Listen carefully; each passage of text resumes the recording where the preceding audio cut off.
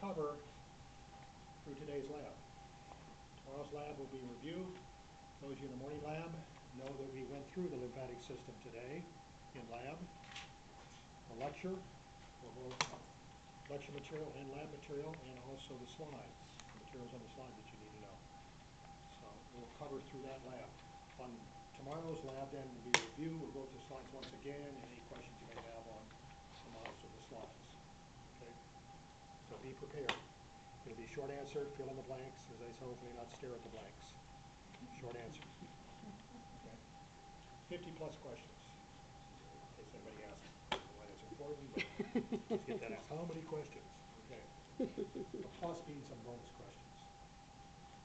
And again, your lab objective sheet is your study guide. We will have, after today, have gone through everything on that list, and that's what you need to know.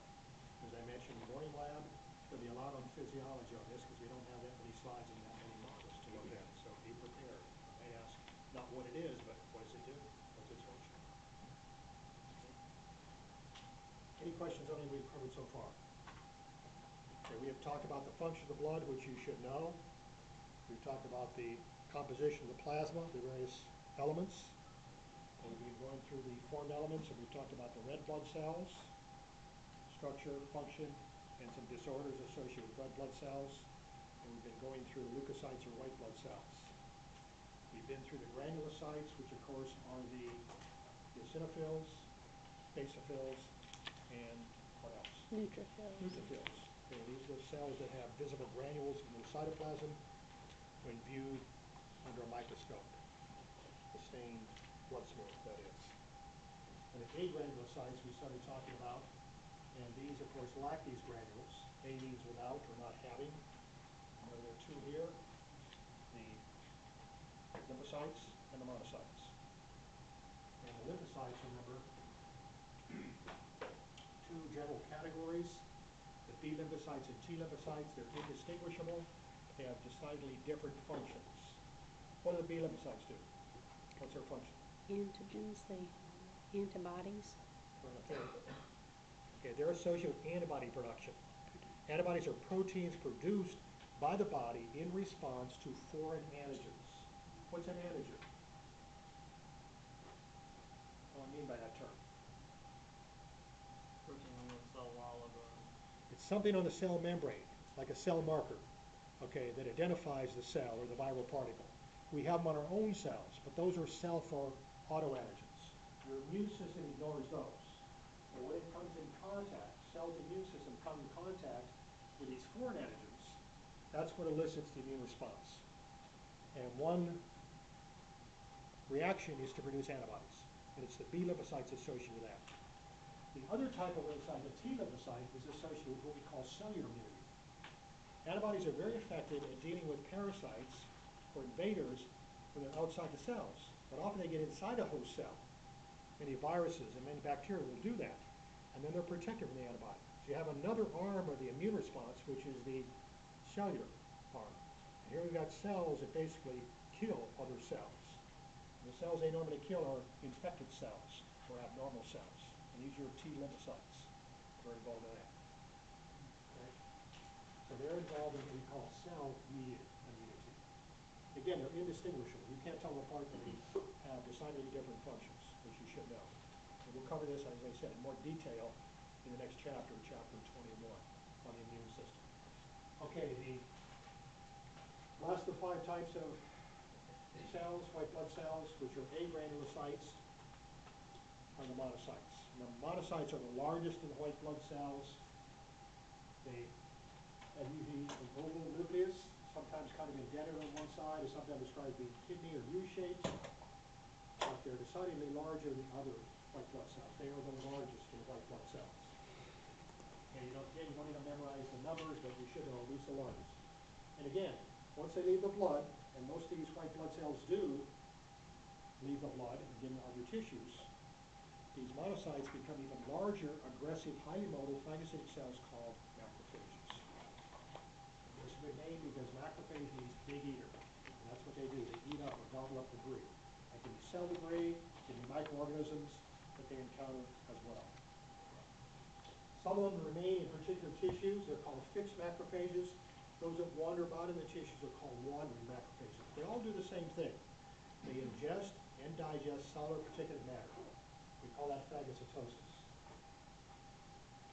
Also, you can see they help to activate the lymphocytes. Lymphocytes don't do anything until they're activated. And aiding that process are these macrophages.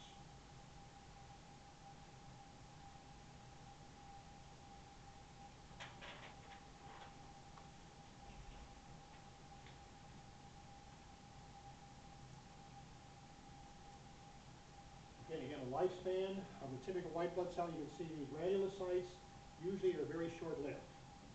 Only a few hours when they're fighting infections, up to several days. But remember, these cells are constantly proliferating. They're producing more cells like themselves. The monocytes and macrophages basically live up to several months, and the lymphocytes tend to be the longest lived. When they're fighting infection, usually only a matter of hours, but later on, they can live for years. And some of them basically persist throughout our life. So they're very long-lived. Okay, the process of white blood cell production is called leukapheresis. And we talk about red blood cell production. That's called what? Erythropoiesis. Okay, referring to erythrocyte or red blood cell. So leukapheresis, excuse me, the production of white blood cells, and like the red blood cells, all the white cells start in the same area, the red bone marrow. And I emphasize red bone marrow, not the yellow bone marrow, that's fat. The red bone marrow is the blood cell forming tissue of the body. And again, the stem cell, in which all blood cells, be they red cells, white cells, or even platelets, which are cell fragments, the stem cell is called the hemocytoblast, or hematopoietic stem cell. Which way the cell develops, or which pathway it takes, depends on chemical mediators, hormones. In red blood cells, what's the hormone that directs red blood cell production? What's it called? Anybody? Too soon to ask? It's erythropoietin. Is that what you said? Erythropoietin. Okay, the process is called erythropoiesis. Erythropoietin is the hormone. Here, the process is called leukapheresis, refers to white blood cells. And since there's more than one type of white blood cell, it's a collection of hormones, collectively referred to as colony-stimulating factors. I'm not going to ask you to know the individual, but just know there's more than one, just as there's more than one white blood cell. They all come from the same stem cell. Which maturation or developmental pathway they take depends on the particular hormone that guides the production. And collectively they're referred to as the colony-stimulating factors. Okay, so the process, leukapheresis, hormones involved, colony-stimulating factors. And if you look in your textbook, there are pictures showing the different intermediate cells, which I'm not going to require you to know, but you should know. What's the stem cell? Where does this process occur? Okay, so what controls it? Various hormones. In this case, you can just refer to these hormones as colony-stimulating factors. Okay. Remember, this is an ongoing process, especially when you have an infection, because then the cells basically going to need more white blood cells. Okay, just like when you have an invasion, okay, what do? You mobilize, okay, and then you reinforce. That's exactly what happens in your immune system. You mobilize when you have these sentinels, the lymphocytes out there, come in contact with foreign invaders, and basically bring up reinforcements. More white blood cells, just like themselves, to fight the infection. Either antibody production or immune cell production. Okay. Any questions? By now you should be able to recognize these cells, all right? Different white blood cells, both from the models, and a little more challenging under the microscope. You will see these, I guarantee you, okay, in just a couple days. So make sure you can identify these cells. Not only identify them, but what else? You need to know the relative abundance, what's most abundant to least abundant, and what is their function. All right, let's look at some disorders associated with white blood cells. And we'll start with leukemias. Leukemias are cancers of the blood, and they involve the white blood cells. And what happens is the body's producing white blood cells, but they're not normal white blood cells. In fact, you produce tremendous numbers of white blood cells, but they're not normal white blood cells, which means they don't protect the body like a normal white blood cell does. But to make matters worse, since they develop in the same place as your normal blood cells, they interfere with the production of those cells. And the result is you're more susceptible to infection. There are some other signs or symptoms associated with leukemia, and since these same cells interfere with the production of red blood cells, you end up with too few red blood cells. And also interferes with the production of platelets, and as you know, platelets are involved in what? Blood Blood clotting. clotting. Also, you don't have enough platelets and you have bleeding as well. So common signs and symptoms associated with leukemia are anemia, due to a lowered red blood cell count, hemorrhaging or bleeding because you don't have enough platelets, and lowered resistance to infections because you don't have enough normal white blood cells. So these abnormal white blood cells, the cancerous ones, are produced in tremendous numbers, but typical of a cancer cell, they do not carry on the function of a normal cell. They don't mature, so they don't protect the body as a normal white blood cell would. But again, they're crowding out the normal red blood cells, the normal platelets, and the normal white blood cells. And again, that's one of these signs and symptoms. So these abnormal high numbers of white blood cells are immature, non-functional, so they don't fight infections. And that's the problem. Now, leukemia may have a very rapid onset, that's acute leukemia, or it may come on more slowly, and that's the chronic form. But untreated, usually goes to fatal, just a matter of time. And depending on what cell is infected or affected, you have myelocytic leukemia. This, of course, affects the granulocytes, so you have abnormal granulocytes. And in lymphocytic leukemia, this will affect, of course, the lymphocytes, as the name suggests. In either case, the cells that are produced are abnormal, tremendous numbers, but cells that are basically immature. So this is typical cancer cells. Cancer cells are produced in large numbers, okay? The problem is they can crowd normal cells out of existence and compete for space and nutrients, and they don't carry on the function of a normal cell. This is true of these abnormal white blood cells as well.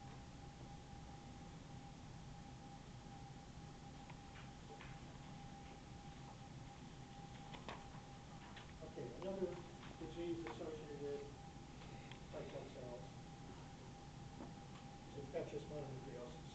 You've probably heard it, sometimes called mono for short. This is due to a virus. It's actually a herpes virus. Now, herpes viruses are a group of viruses that can cause a variety of diseases. You've probably heard of some of them. Type 1 herpes, for example, is the one that causes fever, blisters, or cold sores, basically in the mucous membranes of the mouth and the lips and so on. And then genital herpes, okay, that's when they cause lesions in the genitalia. That's type 2 herpes, okay? And of course, it's spread the obvious way by intimate contact. And the problem is a herpes infection is, it never goes away. The virus doesn't go away. You probably carry it the rest of your life. Herpes virus is notorious for basically once they get into the body, they're there for the rest of your life. You'll carry them with you. You may not always have the signs and symptoms of disease, but periodically may have outbreaks. That's why sometimes Why you is have cold that? sores. It's the nature of the virus. It's latent and basically just stays in the body. Your immune system can contain it basically, which is why you don't have disease all the time, but periodically, especially under terms of stress or certain conditions, you'll have the disease come out, or the lesions. The lips, okay, or the genitalia. And again, spread usually by close contact, or infect the person. Anyway, this is a herpes virus. Herpes viruses also cause chickenpox, pox virus, herpes virus, and varicella, and shingles. It's also a herpes virus. Oh, wow. And this particular one is also called Epstein-Barr virus, which in some cases can cause tumors as well, certain types of cancer.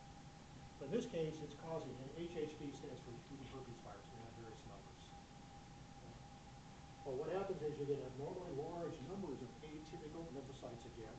Some it resembles leukemia, but unlike leukemia, it's not a fatal infection. It can be very uncomfortable, and the symptoms, basically, the disease that you will see are extreme fatigue. You just feel like you're going to die, okay? And you may wish you're going to die because you have severe aches and pains, like you've been stomped on, okay? Almost like severe flu. Chronic sore throat, and usually a low-grade fever. But the main thing you see is just extreme fatigue, to the point where you just want to lay there, okay? You don't really feel like getting up and moving, which is good. Because what often happens is you get enlargement of the spleen. The spleen is a fairly fragile organ. You're out bouncing around and stuff like that. You could rupture the spleen and have massive internal bleeding, which could result in death. So, in a way, it's good. You don't want to move around because you don't feel like it. You feel so ill. Like I said, you feel like you're going to die, and maybe you wish you're going to die because you feel so bad. But it does clear up, and usually recover within a few weeks with rest. Okay? So it's a self-limiting This is infection. along with the breakouts or whatever, the lesions? No, usually you or don't this have is- breakouts with mono. That's a different herpes virus. Oh, okay. Okay. But this is Epstein-Barr virus, which is a herpes virus too. That's not the one that causes cold sores or fever blisters or genital herpes. It's another Oh, one. okay then. Yes. So I had mono as a kid. So if you, so You had sometimes mononucleosis as a child? I did in Okay. first grade. So sometimes, like now, I get sore throats a lot, and could that be that coming back? Or You could have some minor signs and symptoms as a result. Now, the sore throat can also be due to something else too, a bacterial infection. I mean, a lot of things can cause sore throats. You have chronic fatigue occasionally, or you have period bouts of where you really feel worn out? I have little kids, so I always feel tired. Okay, well, that's chasing after kids, yeah. So. But anyway. Where is it hiding? Pardon me? Where's the virus hiding? Where's it hide? It hides in the cell, and usually it hides in basically nervous tissue. When crowded, it comes out. Like in nerve cells, basically. So that's what you mean by stress and stuff? So if it's stress- hiding in the nervous, then you get stress and then your immune system falls, and then they come out. Hmm. And a lot of things will do that. You know, they'll hide, and then if the immune system drops due to stress, another infection perhaps, or disease, or malnutrition, or just acute stress, because stress, as you know, can Oh, yeah. make you more susceptible to infection, then they come out. They take advantage, but they're there. But like I say, you've got your microorganisms, and when you're feeling down and depressed, and there's nobody there, well, maybe there's nobody there, but your microorganisms are always with you. They're always there. So you're never really truly You're alone. never alone. That's right, you're never alone. You may not appreciate them, but they're there. They always will be, the rest of your life. Whether you like it or not. This includes especially herpes viruses, okay? Anyway, like I say, mono comes on, and it lasts for maybe several weeks, but it is self-limiting. You know, you do eventually recover. Like I say, when you were sick with it, you know you're sick with something. You just don't feel like doing anything. Like I say, you feel like you're going to die, and like I say, sometimes the signs and symptoms are so severe you may wish you were going to. You just feel terrible. But in a way, it's a blessing because it keeps you immobilized and in bed and not moving around. There's a slight danger of rupture of the spleen, and then it could be severe if you have internal hemorrhage. Okay. Again, it's due to a herpes virus, not the same one that causes a cold sores or fever blisters, but another herpes virus. Okay.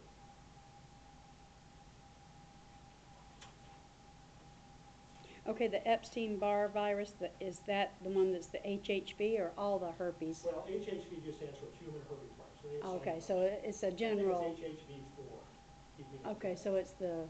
Yeah, it's just another herpes virus. Okay. HHV1 is type 1 herpes. HHV2 is genital herpes, and I think it's 4 is Epstein-Barr. You can cause certain types of cancers and also mono. So that's HHV is just a general term That for just the means herpes. human herpes virus. Okay. Like I said, they have a fancy name, but they also number as well. And another name for mono is the kissing disease, because that's a good way to spread. And it's quite common, you know, where there's intimate contact between people. Not unknown on college campuses, for example. And of course, it's spread the obvious way, intimate contact.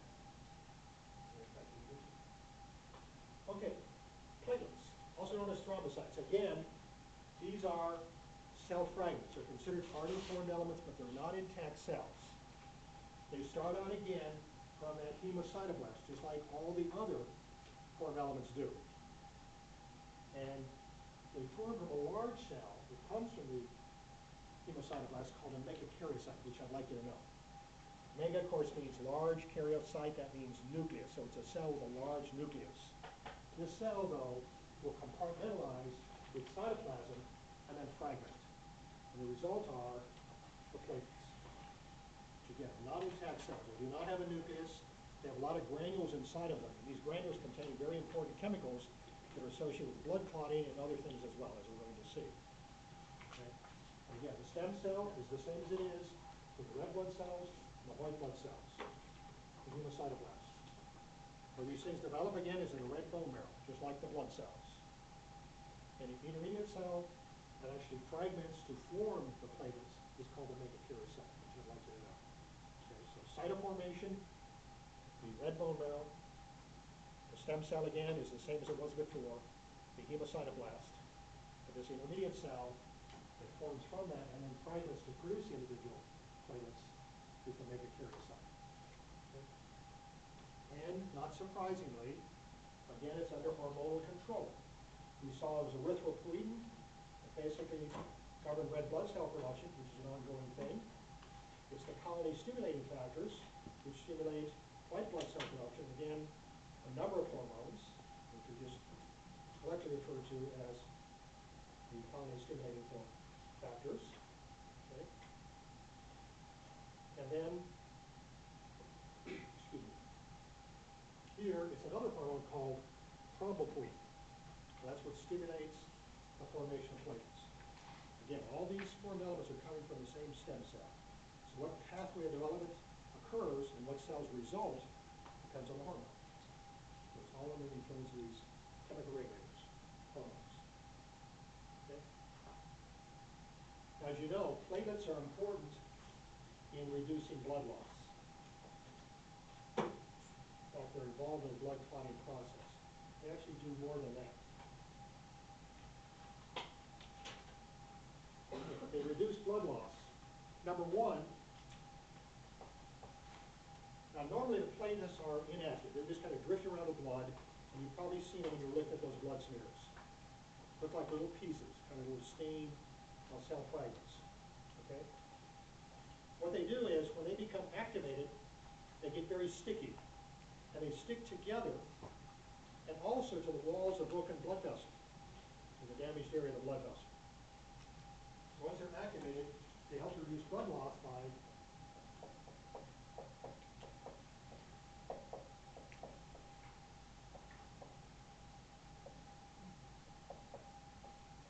sticking to one another,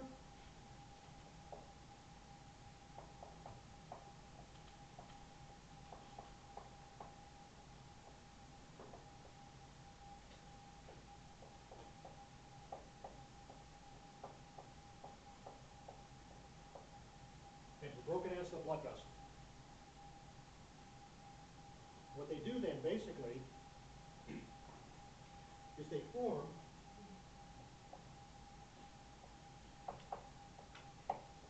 what's called a platelet clump.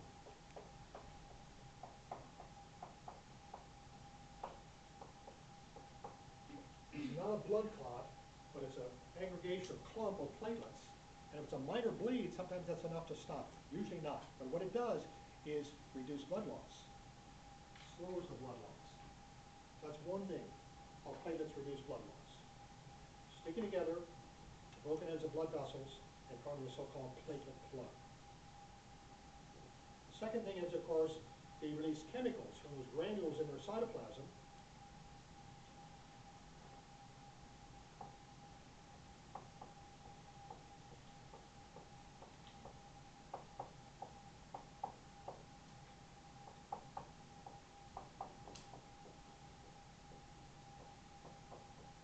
that promote blood clotting.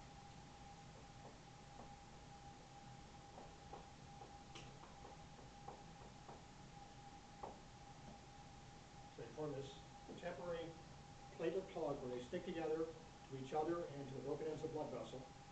And also then they release chemicals from those granules in their cytoplasm to promote blood clotting, to stimulate the blood clotting process. So in doing so, what they're doing is reducing blood loss. Okay? So now we're going to look at hemostasis. And hemostasis is the stoppage of bleeding. It involves more than just blood clots. Let's take a look at it. Okay, it actually involves three mechanisms that occur in order. And the first one is what's called a vascular spasm. When you see the term vascular, that refers to vessel, in this case, blood vessel. A spasm means muscle contraction, getting contraction of smooth muscle in blood vessel walls. Most blood vessels have smooth muscle in their walls. Okay? We'll be looking at that in the next unit. We study the blood vessels, which will actually start on Thursday of this week. Okay, so that's the first thing, a vascular spasm. This is followed then by the platelet plug formation. Those activated platelets sticking together and sticking the broken ends of the blood vessel, forming the platelet plug. And then third and lastly, coagulation, or blood clotting. Okay? Now that's not what you saw simulated when you typed the blood last week. That was agglutination, which is an antigen-antibody reaction. Coagulation is entirely different. That results from a series of chemical reactions resulting in the formation of water-insoluble protein called fibrin, which makes up the network or framework of the blood clot. Okay? They resemble one another, but it's not the same. So this is coagulation, not agglutination. This is not an antibody reaction like the blood typing was that you did last week. All right, let's look at these in order then. First thing, the hemostasis is vascular spasm. And this is the constriction of blood vessel due to contraction of the smooth muscle in the blood vessel wall. And we call that vasoconstriction. Okay, the blood vessel is getting narrower. What this does, of course, is restrict blood flow. So vascular spasm doesn't shut off the bleeding, but what it does is reduce the blood flow to the area of the broken blood vessel and thus help to reduce blood loss. If you cut down the flow, okay, you're going to have less spilling out, less blood. That's the first thing.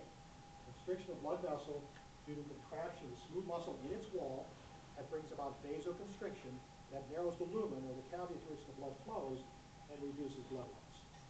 So it's like having a pipe, you got fluid running through it, and you turn it down a little bit, turn down the flow, which means you're going to have less flowing through it. That's exactly what happens. Vascular spasm. Okay. I know you're going to die now. What causes vascular spasm? Let me tell you. Okay. So right here. The vascular spasm is caused, first of all, to damage to smooth muscle in the blood vessel wall.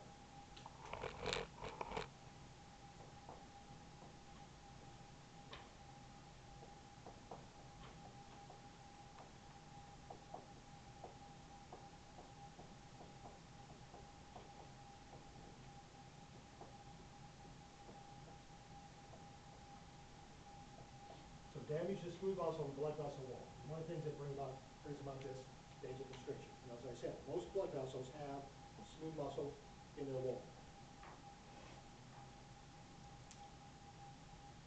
A second thing are chemicals that are released by the platelets and the cells that line blood vessels.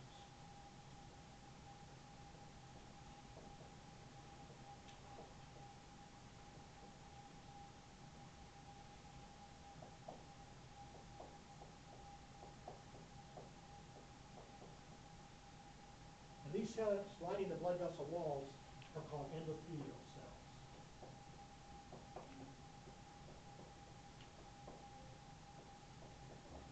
Again, these are the cells that line the blood vessels. All blood vessels.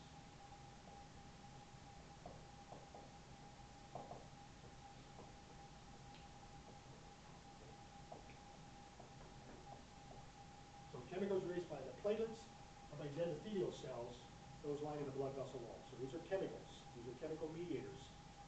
Okay? Excuse me. That brings on a vascular spasm. And secondly, reflex is initiated by pain receptors.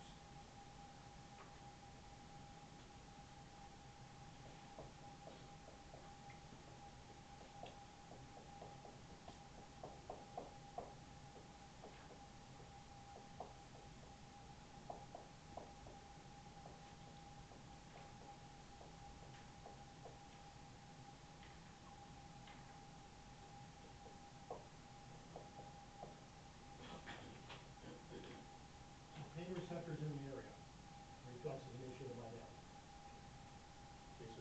smooth muscle blood vessel wall. Chemicals released by platelets and endothelial cells. Those cells line the blood vessels, and also reflex initiated by picoseconds nerve. These all bring about the vascular spasm. Again, the end result is contraction of smooth muscle in the blood vessel wall, and that reduces blood loss by reducing blood flow in that vessel. Blood flow to the area of damage.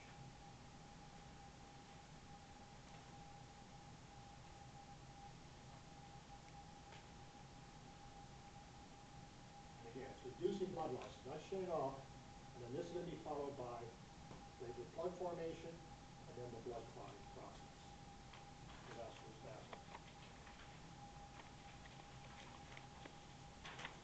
Now let's look at platelet plug formation.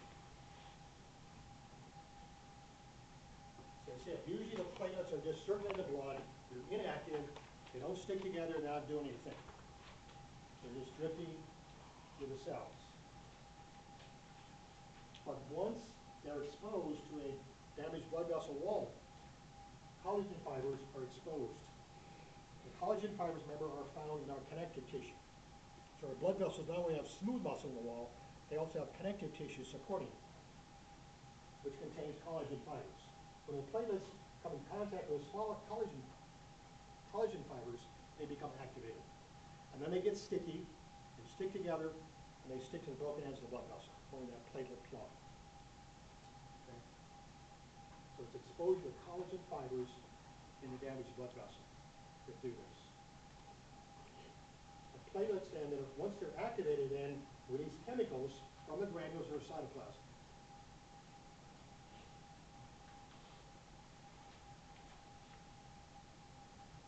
And these chemicals then are serotonin.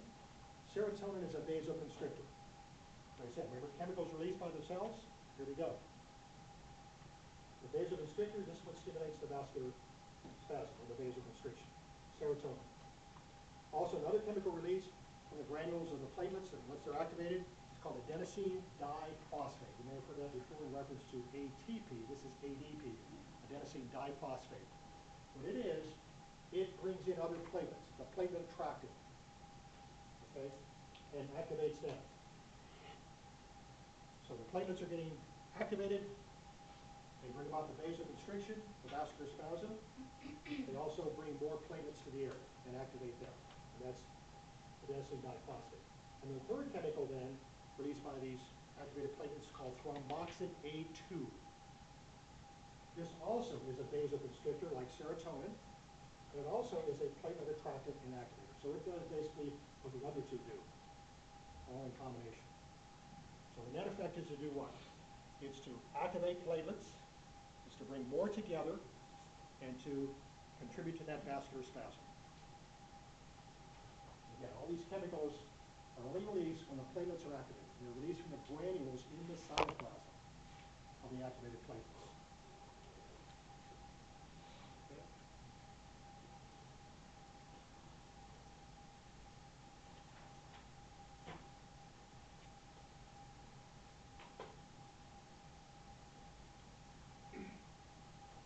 Again, platelet plug formation is going to form where that injury is. And again, that's because your platelets now are going to stick together and form that plug. And this further reduces blood loss. It's very minor. It may stop it altogether, but in most cases, it doesn't stop it. It just retards blood loss. The vascular spasm reducing blood flow, the platelet plug forming this sort of like a temporary plug. But it's not as effective as the blood clot. Okay. Now, once the platelets get activated, what's going to control them? So you start releasing these chemicals, that brings more platelets in, and you form these platelet plugs, and one thing builds on another. What keeps it from spreading through the entire blood vascular system? You've got to have a check and balance here. What you have is another chemical called PGI2, or prostacyclin. This is a chemical released by the endothelial cells, the cells that line the blood vessels, and this basically confines the platelet activation to the site of injury. So it doesn't spread through the vascular system. Okay? This keeps the platelet plug confined to the area of blood vessel damage. And again, this is a chemical released by endothelial cells. Again, the endothelial cells line all blood vessels, from the smallest capillaries to the large veins and arteries. Okay? That's the lining. It's called the endothelium, or specifically the endothelial cells. okay, very important cells. All right, but again, you're gonna find the hardest part of this chapter on the blood is the blood clotting process. Keeping track of the chemicals. Okay, we just mentioned a few. Those released by activated platelets, serotonin, calcium diphosphate from oxalate 2, and now something that checks the platelet activation, prostacyclin.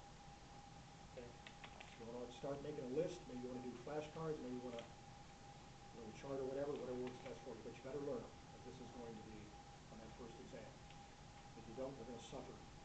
Okay, I think you can figure out the blood cells pretty easy and their function, that's pretty easy, and the function of the blood overall, but this becomes a little more challenging. Okay, any questions so far? Everybody with me, more or less?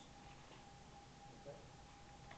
All right, let's look now at the third and final phase of hemostasis, and that is coagulation, or the blood clotting process.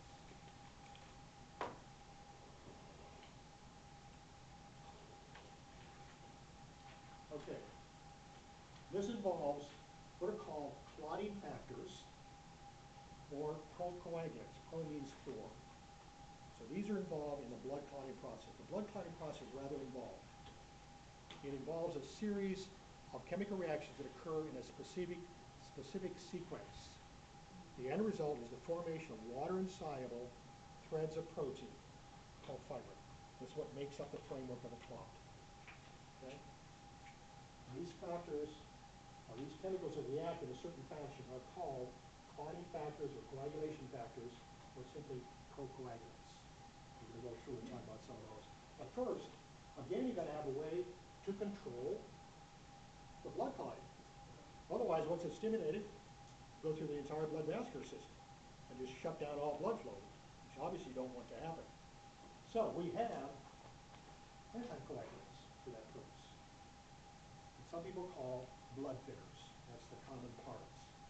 And there are a lot of them advertised on TV. Okay, you got a heart attack or a stroke, you know, blah, blah, blah.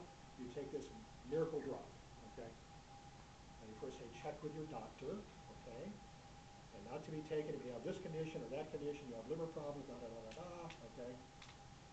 Which is why they're prescription drugs.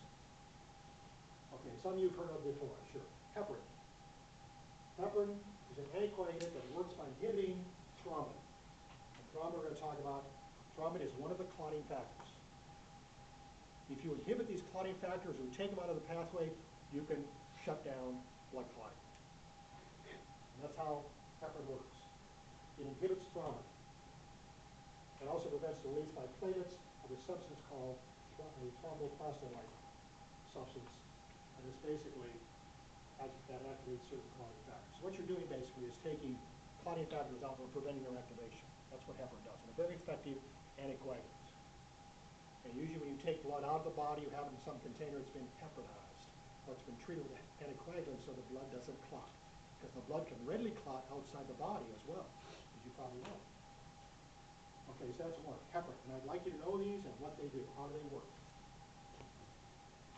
Okay, another one, the second anticoagulant, is warfarin. Probably better known as Coumadin. You've probably heard of that. Okay? This one has a special significance to me, not because I had anything to do with its development or I use it or anything, but it was developed at my alma mater, University of Wisconsin in Madison, Wisconsin.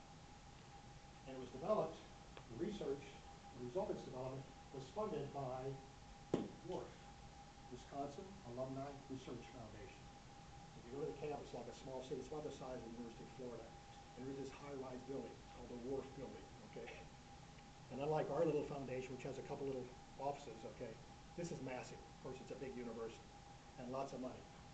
And some of that money was used to fund the research to develop this anticoagulant. So it became known as warfarin. Like I say, common parlance is usually referred to as Coumadin. That's the same thing. It's a very effective anticoagulant. What it does, it acts by interfering with the action of vitamin K. Vitamin K is called the coagulation vitamin. And it's from the German word for coagulation, which is spelled with a K, because we already have a vitamin C. And vitamin K is needed by the liver to synthesize a number of clotting factors. Basically, you're taking clotting factors out of the picture then.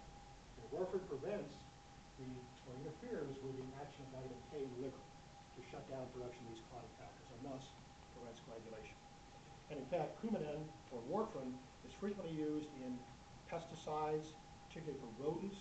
They have these nice little things that attract them and they'll chew on them. Okay, what happens is they have massive internal hemorrhage and they literally bleed to death. And it kills them very effectively. What they'll say is keep it out of reach of pets, because it'll do the same thing to your cats and dogs, and also children. Okay, and they can do the same thing there. So, potentially very dangerous stuff, but it's very effective at preventing blood clotting. Aspirin, as you know, aspirin is commonly used, especially by people who have had a heart attack or stroke or at risk for one, and it is an anticoagulant as well. And what it does, it inhibits prostaglandin synthesis. And thromboxane A2 is a prostaglandin. So basically you're inhibiting this platelet attractor, this platelet activator, which helps to bring about the blood clotting process. That's why a lot of people will take aspirin prophylactically, the little low-dose aspirin. Okay, and some people think, well, a small tablet's good, a bigger tablet's better. No, that's not the case. Okay, take it as prescribed. And usually it's a low dose, 81 milligram tablet, not the big 24 milligrams. Okay, so that's okay for headaches and stuff like that. But if you're taking a prophylactic, it should be like 1 tablet a day. It's a low dose, which is sufficient. And then they also say, you know, if you're taking that, then you got to be careful. You're taking some other thing, these other drugs that they're pushing out. There's drugs for everything. Yeah, there's a cure for everything. If you listen to TV, you swear there's a cure for everything. But, And while you're taking the cure, it's killing you. well, it can be, because there's always fine print, and they'll have all these happy faces and so on, you know, does this, does that, and then they'll say, not to be taken if you've got liver problems or kidney problems, or you're nursing or pregnant, da-da-da-da-da. And check with your doctor, okay? Because generally, the more potent the drug, the more potent the side effects as well. And also, the doctor should know what else you're taking. Because some of these drugs have a synergistic effect and compound one another. So you got to be careful. Okay, and then finally, citrate and oxalate. These are ions, and they work basically by taking or picking up calcium ions. We're going to see calcium ions are required, among other things, for blood clotting. In fact, they're considered a clotting factor. Without calcium ions available, the blood will not clot. And that's how these things work. They pick up or bind to calcium ions, take them out of solution, make them unavailable for the blood clotting process. And so I'd like you to know these anticoagulants: heparin, warfarin or Coumadin, aspirin, and citrate or oxalate ions, and how they work. Any questions? All right. Now we're ready to jump into blood clotting. And believe it or not, I tried to simplify it. You look at your book, it's a fairly complicated process. And I'm not going to require you to know all the steps. But what I do want you to know are the 3 basic steps in the process. The first one involves multiple reactions. And this is the formation of a chemical called prothrombin activator, or prothrombinase. It is an enzyme. And you probably remember from AP1, if you've got the suffix ase at the end of the word, that usually it designates it as an enzyme. Okay? Enzyme is a chemical that speeds up or accelerates chemical reactions. Okay, so the first step in the blood clotting process is the formation of this enzyme called prothrombin activator, or prothrombinase. And again, it's more than one reaction. It's a series of reactions, but this is the end product. Okay? The second phase is a single reaction. It's the conversion of prothrombin, which is a plasma protein and also a clotting factor, into thrombin, which is another enzyme. Okay? And guess what? It involves this enzyme called prothrombin activator, or prothrombinase. And also calcium ions. Okay? So in the first process, you're making this enzyme, prothrombinase or prothrombin activator. The second reaction is just one reaction. You're converting the prothrombin, which is inactive plasma protein, into an active enzyme called thrombin. And it's catalyzed by prothrombin activator, or prothrombinase, the end product of the first process. Okay, the third and final process then is the conversion, again, of another inactive plasma protein called fibrinogen. We talked about that. Okay? that also is a clotting factor, into fibrin. Fibrinogen is a water-soluble protein normally circulating in the blood as a plasma protein. It's not doing anything. But once it's activated, it converts to a water-insoluble protein called fibrin. That makes up the threads that hold the clot together, the network, okay, the framework. And guess what? It is catalyzed, this reaction, by an enzyme called thrombin. Okay.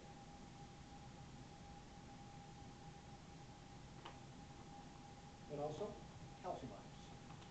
So first process, a series of chemical reactions. The end result is an enzyme called prothrombinase or prothrombin activator. That enzyme catalyzes the second reaction and converts prothrombin into thrombin, another enzyme. And then the last reaction, fibrinogen to fibrin, is catalyzed by thrombin. And here in both of them, actually up here too, calcium ions are involved. Again, if you can take away the calcium ions, you can shut down the blood clotting process. Or you can take any of these out of the picture. The thrombin, for example, or prothrombin activator, shut down the blood clotting process. Okay? Like I say, that's what these anticoagulants do. They interfere with the process by taking things out or by preventing their synthesis or inactivating them. Okay. Any questions? Okay. But I'd like you to know a little more than that. Just give you 3 basic steps. We're going to go a little more detail. All right, first off, thrombin, now, enhances blood clot formation by 2 positive feedback mechanisms. So we probably talked about feedback mechanisms in AMP1. Positive and negative feedback mechanisms. Positive feedback mechanisms don't occur very often. When they do, they're short-lived. So what you're doing basically is you're making something, that something basically encourages the formation of more of it. So in this case, thrombin. So what the thrombin does is it accelerates the formation of prothrombin activator, which in turn speeds the production of more thrombin. That's positive feedback. Okay, this chemical is basically bringing about formation of more of itself. That's one way thrombin acts. The second is it activates platelets. And the platelets, we saw, once they're activated, what do? They aggregate and they release substances which promote the blood clotting process. Okay? That means formation of prothrombin activator and more thrombin. So these are 2 ways that thrombin brings about formation of more thrombin, positive feedback mechanisms. Now, we're going to look at the first step in the blood clotting process, and that is the formation of prothrombinase or prothrombin activator. And it can be formed by one of two pathways. We have what is called the extrinsic pathway. The other is called the intrinsic pathway. We go through some different reactions that involve various clotting factors and calcium ions in both cases, but the end result is the same, a formation of prothrombinase or prothrombin activator. Okay? So the first step, like I say, which is the formation of the prothrombinase or prothrombin activator, this can occur either by an extrinsic pathway or an intrinsic pathway. Then the next 2 reactions, conversion of prothrombin to thrombin and fibrinogen to fibrin, occurs in both. So that's called the common pathway. So what differs in the extrinsic and intrinsic pathway is how the prothrombin activator is formed. And once it's formed, these 2 steps are the same. So step 2 and 3 are called the common pathway because they always occur. What differs again is how the prothrombinase or prothrombin activator is formed. And again, it's formed by one of these 2 pathways, the extrinsic pathway or the intrinsic pathway. That's what we're going to look at.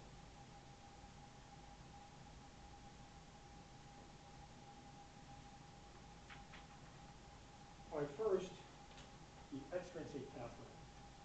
Now, this pathway involves fewer clotting factors, fewer chemical reactions, and thus it's a faster pathway. There are fewer reactions.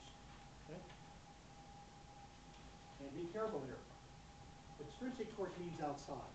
intrinsic within. We're talking about the extrinsic pathway when there is damage to the tissues outside the blood vessel, which frequently occurs. You get a cut, for example, what happens? You're slicing through soft tissues as well as breaking blood vessels. So clotting here would be due to the extrinsic pathway.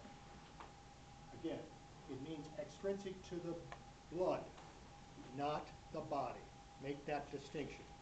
Clotting that occurs outside the body is not by the extrinsic pathway, it's by the intrinsic pathway. As intrinsic means intrinsic to the blood, because everything you need for clotting is already in the blood itself. It's built in.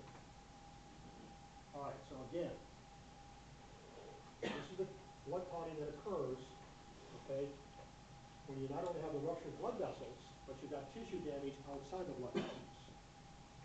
In other words, extrinsic to the blood. What initiates the process is a chemical released by damaged tissue. This is called tissue factor, or if you want to be fancy, tissue thromboplastin. Either way. It's released by damaged cells. These are cells that are damaged outside the blood vessels. It's releasing the fluid, and this is what stimulates the process. And by the way, notice the clotting factors here. They have a fancy name, but they also are listed by Roman numerals. Unfortunately, they're not listed in the order in which they were at, which would be handy. They're listed by Roman numerals in the order in which they were discovered. Okay? So this is clotting factor 3. And I don't know if you noticed, but further back, we're talking about these others. Okay? Up here. Here's clotting factor 2. All right? That's prothrombin. And then clotting factor 1 is fibrinogen. Okay?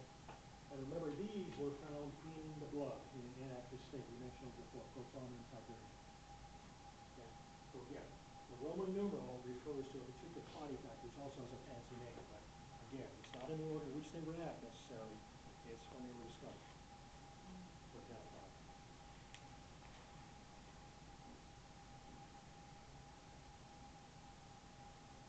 All right, so back to the extrinsic pathway. It starts with a chemical release by damaged tissue factor or tissue thromboplastin. Then it goes through a sequence of chemical reactions involving other clotting factors, 7, 10, 5, and calcium ions. And calcium ions, again, are considered a clotting factor. That's clotting factor 4. Okay?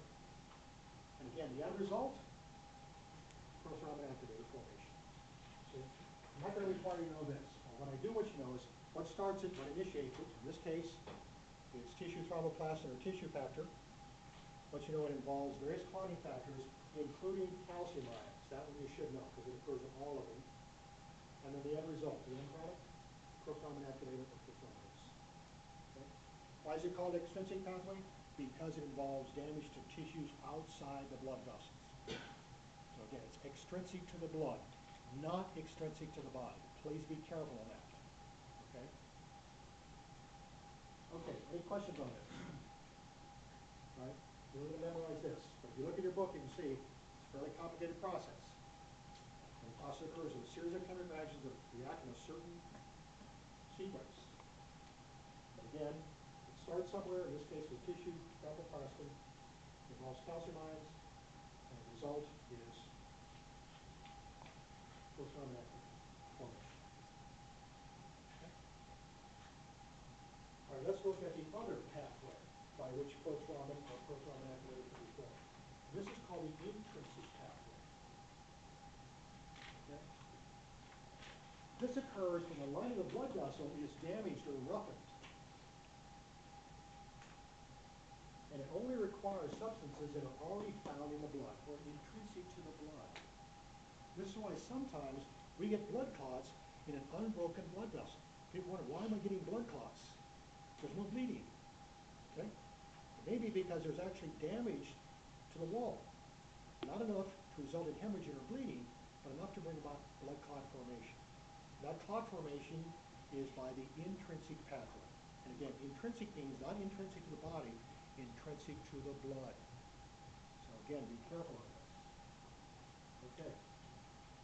So again, when that blood vessel lining is damaged, this exposes the blood to collagen fibers. What does that do? It activates platelets. Once those platelets are activated, what do? They help to stimulate the blood clotting process. They promote blood clotting. Okay? This process has more chemical reactions, so it takes a little longer. It involves clotting factors 12, 11, 7, 9, 8, 5, 10, and 5, in that order. Okay? And again, calcium ions. Again, the end result is the same as it was in the extrinsic pathway.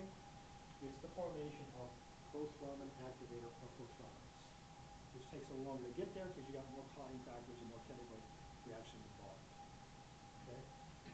And again, the blood clotting that occurs outside the body, when the blood comes in contact with foreign substances like glass, for example, things with a negatively charged surface, the blood readily clots. And that's why if you're going to handle blood outside the body and you don't want it to clot, you've got to treat the surface of that material that's containing the blood with an anticoagulant, often heparin. That's why when I drew up the blood in those little tubes, do your hematocrit, those were heparinized tubes. Otherwise, the blood would have clotted right away as soon as it hit that glass. Okay. So again, intrinsic pathway because it's intrinsic to the blood, not to the body. So blood clot occurs outside the body is by intrinsic pathway. Everything you need is already there in the blood.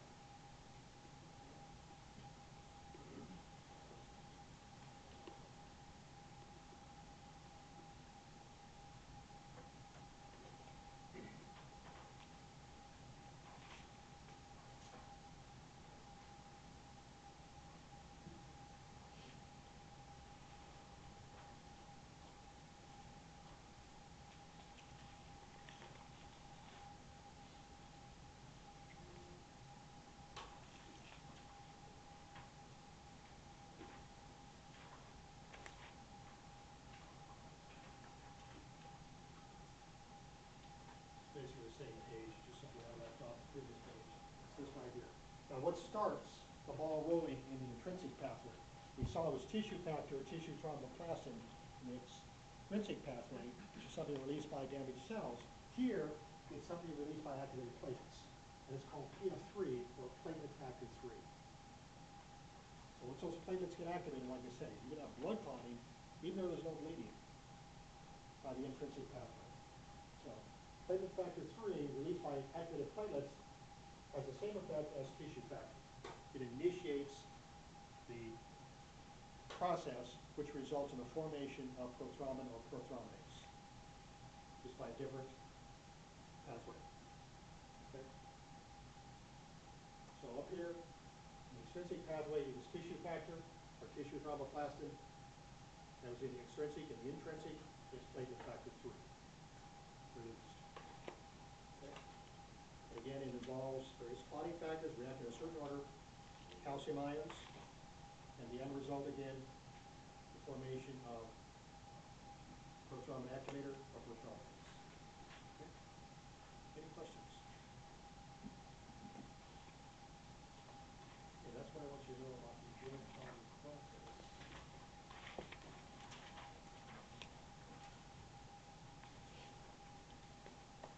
But that's not the end of the story. Hold on, Bob. Now, once a blood clot's formed, it's not very effective. It's just a loose aggregation of cells, red blood cells and platelets, held together by this network of fibrin threads, which are water-insoluble proteins. So to basically stabilize the clot, it has to be made a better clot. Okay? So once the fibrin threads are formed,